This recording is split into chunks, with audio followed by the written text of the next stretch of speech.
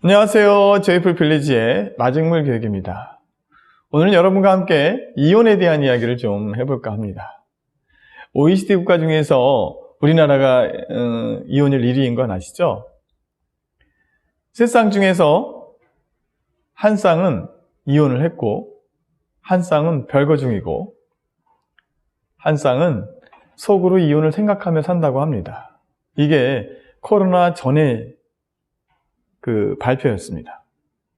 근데 지금 코로나 시대를 살면서 지금은 이게 어떻게 변했을까요? 아직 통계가 나오진 않았지만 훨씬 더 이혼율이 높아졌을 거라고 생각합니다. 지난주에 제 사랑하는 제자가 자기 동생이 이혼한다고 상담 좀 해달라고 또 요청을 했었어요. 그런데 그 두 부부가 온다고 했다가 오기 전날 또 싸웠는지 그냥 이혼하는 걸로 결정했다고 이제 상담이 이제 취소되었습니다. 근데 제가 마음이 많이 아팠어요. 뭐 해줄 수 있는 게 없을까 하다가 이 영상을 사실 찍게 되었습니다. 자, 많은 사람들이 왜 이혼까지 생각하고 이혼에 도달할까요? 가장 큰 이유는 나를 알아주지 않아서입니다. 그리고 내가 손해보는 것 같아서 그렇고 또 내가 억울해서 그렇습니다. 그러면 약간 의식수준이 높으면 서로 대화를 하고 싸우고 결론을 내서 미래지향적으로 갈 텐데 그렇지 못하고 계속 남 탓만 하다가 원망만 하다가 결국에는 이혼을 하게 되는 겁니다. 더 중요한 건 자기 기질이 어떤지 자기를 파악하지 않고 내 기준에서 상대방을 계속 판단하고 너 때문에 그렇게 됐어. 네가 원인이야 라고 자기 기질을 계속 발산만 하고 있지 남의 이야기를 듣지 않고 있기 때문에 서로 외로워서 자기가 노력했다고 하지만 한 번도 노력한 적이 없는 상태입니다. 노력한다는 것은 내 기질 안에서 내 기질을 발휘하고 참고 견디고 노력하는 것은 노력하는 것이 아닙니다. 내 기질을 내려놓고 상대방을 이해하고 저 사람이 원하는 것이 무엇인지 들어주고 한번 움직여보고 그것이 바로 노력하는 것입니다. 정치, 종교, 사회, 모든 지금 사람들을 바라보십시오. 반대를 위한 반대만 하고 있고 나의 이권을 위한 싸움만 하고 있습니다. 근데 여러분, 같이 살면서 계속 아픔을 준다면 그것은 이혼하는 게 맞죠. 하지만 잘 생각해 보십시오. 노력해 보셨나요? 어떻게 노력하셨나요? 아까 제가 얘기했던 나의 기질대로 나의 기질만 발산하면서 참았다고 얘기하는데 과연 그게 참은 걸까요? 어떻게 노력하셨냐고요? 여러분은 한 번도 노력한 적이 없습니다. 상대방이 어떤지, 어떤 사람인지, 어느 때 아파하는지, 그리고 상대방을 알기 전에 나는 어떤 사람이고 내가 어떻게 행동하는지, 상대방한테 얼마나 큰 아픔을 주고 고통을 주고 있는 것인지 그것을 서로 알려고 하지도 않고 그 상태에서 나의 상식선, 나의 기준선에서만 따지고 거기에 들어오지 못하면 그 범주에 있지 않으면 원망하고 그러다가 피해망상을 통해서 더 많은 걸 상상하면서 저 사람은 저런 사람이야 라고 낙인을 찍어 놓으니까 이 대뇌에는 이 변형계라는 게 있습니다. 이미지를 편도에 그냥 갖게 되고 해마에 기억해버리고 그냥 그렇게 해버리니까 저 사람을 더 이상 들으려고 하지도 않고 항상 무시되는 삶이 계속 이어지고 또 무시받다가 더 강한 어조로 또 화를 내고 싸우다 보니까 상처뿐인 관계가 되어지는 것입니다. 그러니까 그 속에서 자라나는 아이들은 정말 너무 힘들게 전쟁터 속에서 살 곳을 찾아서 또 불안한 상태로 아이 지능도 좀 떨어지고 이렇게 살아가는 아이가 되는 것입니다. 이 아이가 또 커서 그 일이 반복되겠죠. 왜냐하면 정서적 안정이 되지 않기 때문에 그로 인해서 관계성에서 또 엄마가 이어갔던, 아빠가 이어갔던 그 행동을 하면서 또 불행하게 살겠죠. 그리고 부모가 얘기합니다. 나는 최선을 다했어. 그리고 이젠 내가 살아야 돼. 난 내 삶을 살고 싶어.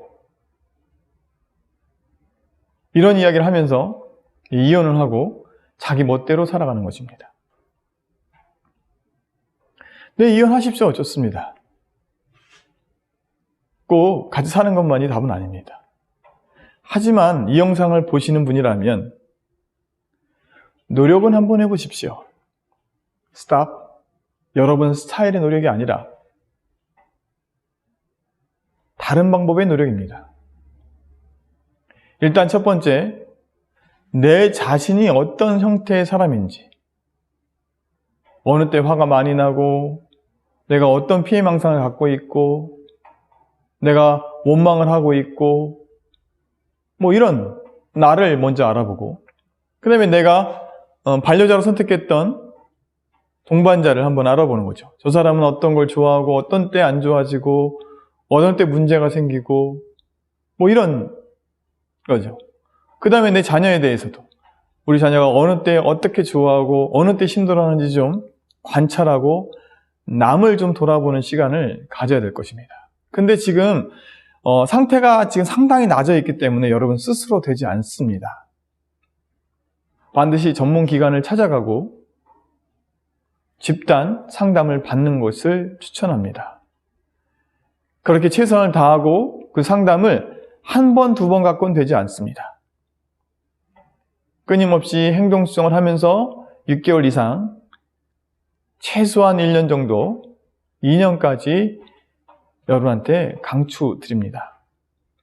그리고 나서 내가 다른 방법을 했는데도 이 사람과는 안 되겠다, 더 불행해지겠다, 그때 이혼하십시오. 늦지 않습니다.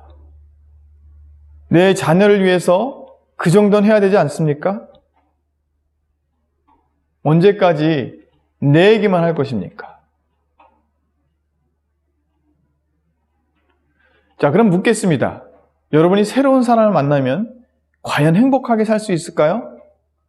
미안하지만 불가능합니다. 왜냐하면 좋을 때 또 사랑을 나누다가 또 현실이 닥쳐오면 또 내가 살았던 나의 가족의 언어, 막말하고 내 기질대로 쏟아내고 또 원망하고를 반복하기 때문에 여러분은 영원히 행복하게 살 수가 없습니다. 행복과 사랑이라는 것은 관계를 행복하게 만드는 것입니다. 때문에 그걸 배우지 않고 그걸 노력하지 않고 어디서든 행복을 찾을 수는 없습니다. 자, 한번 여러분께 물어보십시오. 내가 언제 제일 행복했었는지, 누구와 얼마만큼의 기간 동안 행복하게 관계를 맺고 살았는지 한번 물어보십시오, 자신한테. 아마 평생 살면서 한 번도 행복한 적이 없는 사람이 있을 수 있습니다. 놀랍지 않습니까? 내가 40년, 50년 살았는데 행복했던 기억이 한순간도 없었다는 게. 그러고 나서 결혼을 하고 내 배우자를 계속 불행하게 만들고 있고 힘들게 하고 있는 것입니다. 그러니까 지금 배우자의 문제가 아니라 본인의 문제일 수 있다는 것입니다.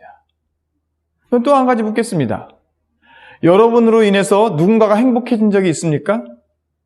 한 번이라도, 단 한 명이라도 그게 가장 사랑하는 내 자녀에게도 여러분 때문에 자녀가 행복해 본 적이 있습니까? 물어보십시오. 그리고 무슨 부모를 하겠다고. 그리고 무슨 어른이 되겠다고. 그리고는 무슨 자기 자신이 행복한 삶을 찾겠다고 이야기하십니까? 내 마음대로 하면 행복해질 것 같습니까? 한번 해보십시오. 책임을 다하고 내가 맺은 최소한의 가정이라는 가장 중요한 구성단위인 그 가족 구성원 내에서의 관계를 회복하지 못하는 사람은 어디 가서 행복을 찾을 수가 없습니다. 그리고 여러분이 지금 이혼하려고 했던 그런 분위기들, 자녀에게 함부로 이야기하는 모든 것들이 자녀가 그걸 다 받아서 그 자녀는 또한 엄마와 똑같은, 아빠와 똑같은 삶을 살게 되어 있습니다.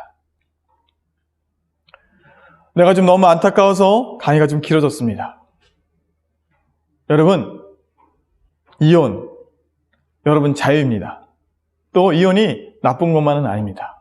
어떤 사람은 제가 이혼하라고 얘기합니다.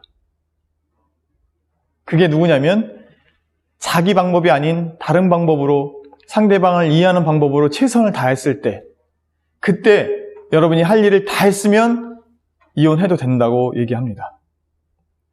하지만 아직 그 노력을 하지 않았다면 한번 시도해보고 또 사랑하는 내 자녀들도 한번 돌아보고 지금 그 자녀에게 얼마나 큰 상처가 되고 있는지도 확인해 보시고 그리고 결정했으면 좋겠습니다. 내가 왜 이렇게까지 한 번도 보지 않은 여러분을 위해서 이렇게 마음을 다해서 강의하고 있는지 아십니까? 저는 지금 여러분한테 어떤 돈을 원하는 것도 어떤 무슨 보상을 원하는 것도 아닙니다. 여러분의 행복을 이야기하는 것입니다. 값없이 말하는 이 말을 너무 하찮게 여기지 마시고 가장 귀한 생명을 얻는 것이기 때문에 이건 값으로 말할 수 없는 부분입니다. 때문에 한 번만 더 생각해보고 이혼을 결정했으면 좋겠습니다. 저는 여러분의 행복을 응원합니다. 꼭 행복해지길 바랍니다. 그것이 이혼이든 아니든 관계없이 전 여러분의 행복을 응원합니다. 최소한 여러분으로 인해서 많은 사람들이 불행해지지 않기를 바라면서 오늘 강의를 마치도록 하겠습니다.